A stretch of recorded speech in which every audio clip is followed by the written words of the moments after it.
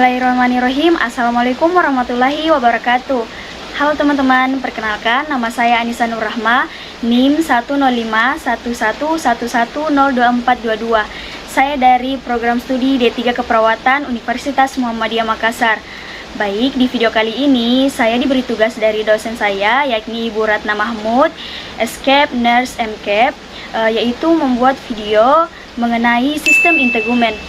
Baik, pertama-tama teman-teman pasti kurang tahu apa yang dimaksud dengan sistem integumen. Baik, sistem integumen adalah sistem organ yang membedakan, memisahkan, dan menginformasikan kita terhadap lingkungan sekitar. Sistem integumen terdiri dari beberapa organ yang saya akan menjelaskan terlebih dahulu. Yang pertama yaitu kulit. Nah, kulit manusia atau kulit kita ini terdiri dari 3 lapis. Yang pertama yaitu disebut dengan kulit ari atau biasanya disebut dalam istilah kedokteran itu epidermis. Yang kedua yaitu kulit jagat atau dermis, dan yang ketiga jaringan penyambung di bawah kulit. Nah, pertama saya akan menjelaskan apa sih yang dimaksud dengan epidermis. Pertama yaitu epidermis merupakan bagian kulit yang paling luar.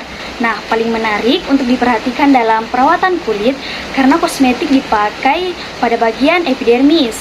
Nah, ketebalan epidermis ini berbeda-beda pada berbagai bagian tubuh.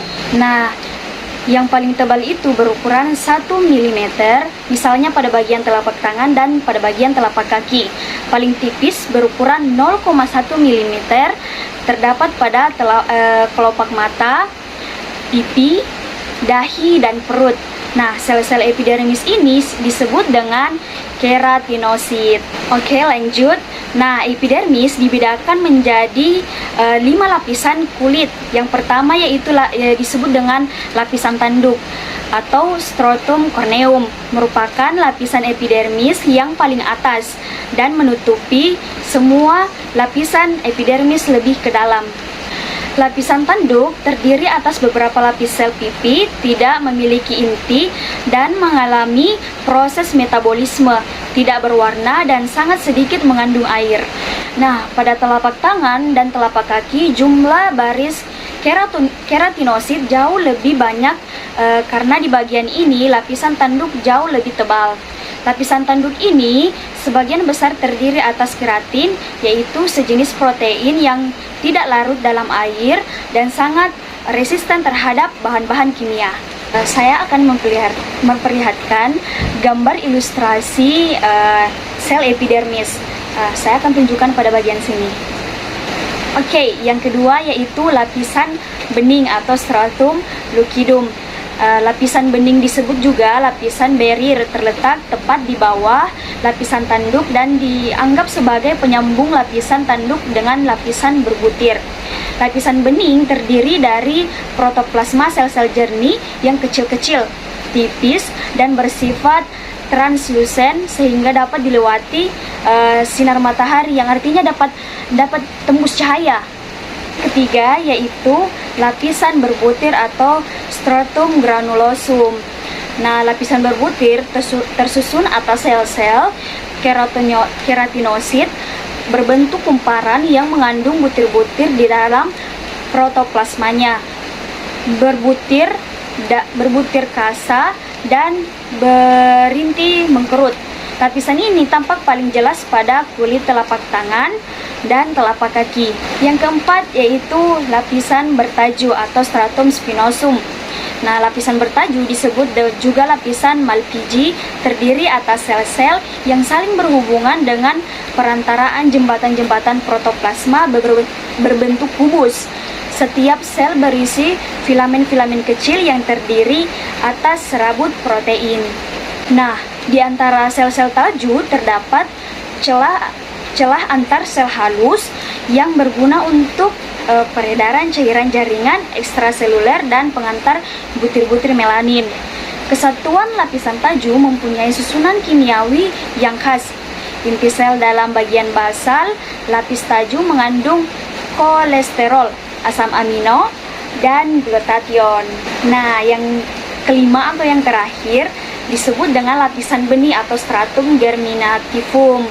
Nah, lapisan benih merupakan lapisan terbawah epidermis dibentuk oleh satu baris sel torak atau silinder dengan kedudukan tegak lurus terhadap permukaan dermis. Alas sel-sel torak ini bergerigi dan bersatu dengan lamina basilis di bawahnya. Terus ada yang bertanya nih, lamina basilis itu apa sih? Nah, lamina basilis yaitu struktur halus yang membatasi epidermis dengan dermis.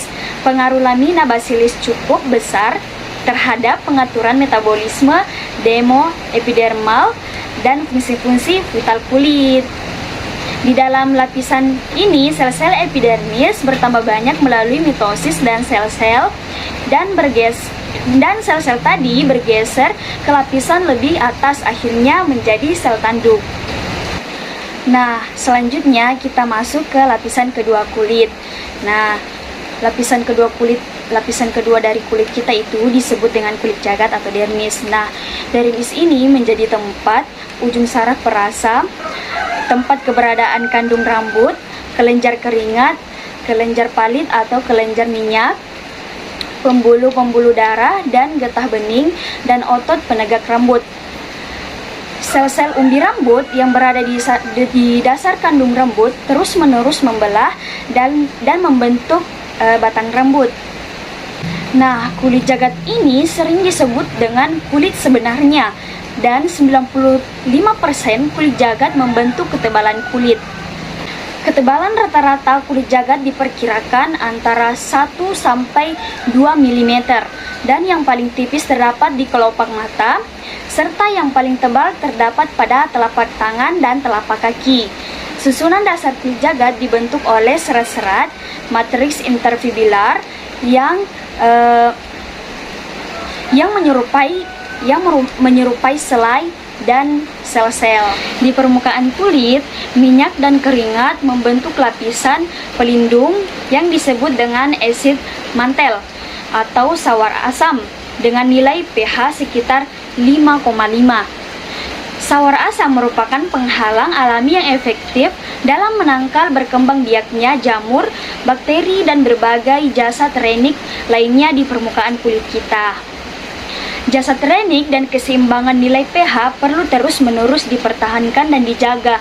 Jangan sampai rusak akibat pemakaian kosmetik.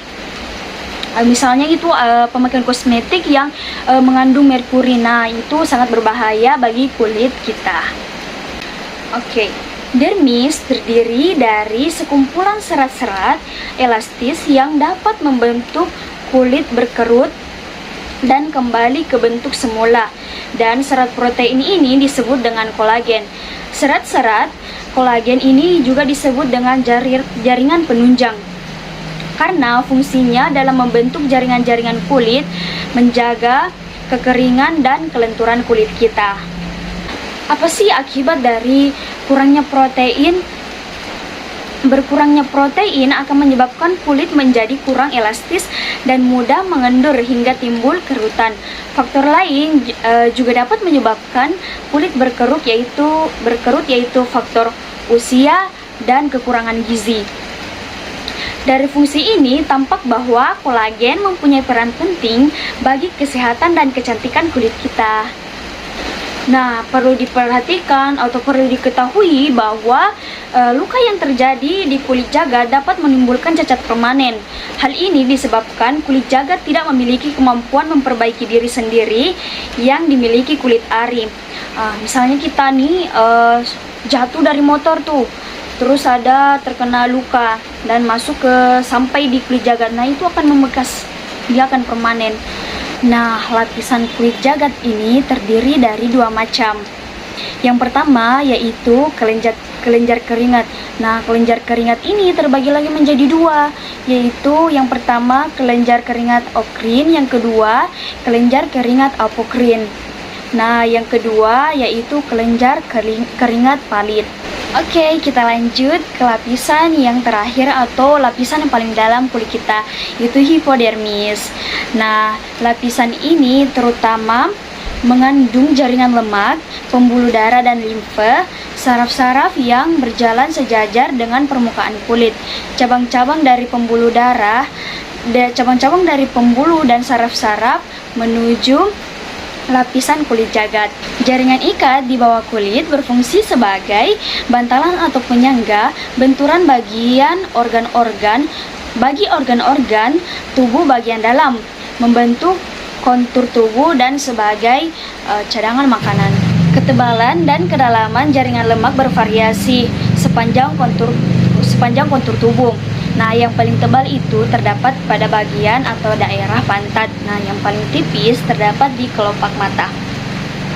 Jika usia menjadi tua, kinerja liposit dalam jaringan ikat di bawah kulit juga akan menurun. Baik, selanjutnya siapa tahu ada yang bertanya nih, apa sih fungsi dari jaringan kulit kita?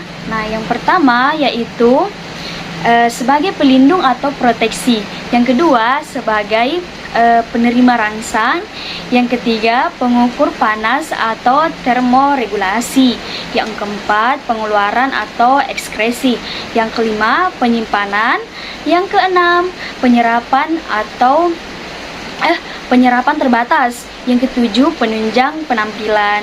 Nah, penunjang penampilan itu maksudnya semakin mulus kulit kita, semakin sehat kulit kita itu kan sebagai penunjang penampilan kita keluar rumah begitu. Nah, kan tadi di fungsi kulit yang terakhir itu katanya penunjang penampilan kita, misalnya kulit kita itu sehat. Nah, ada yang bertanya, ciri-ciri kulit yang sehat itu seperti apa sih?